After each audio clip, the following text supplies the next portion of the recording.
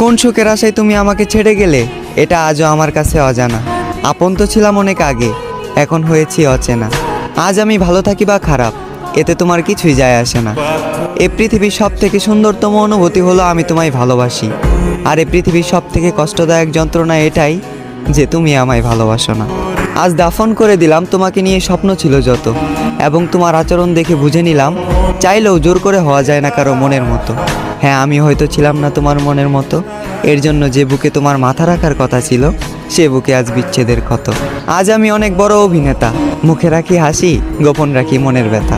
আমি এখানে তোমার দোষ দেব না অযথা, কারণ যে নিজের ইচ্ছায় নিজের জীবন শেষ করে তাকে বলা হয় আত্মহত্যা। হ্যাঁ, আমি নিজের ইচ্ছায় নিজের জীবন শেষ করেছি, কারণ আমি নিজেই বলেছি ভালোবাসার কথা।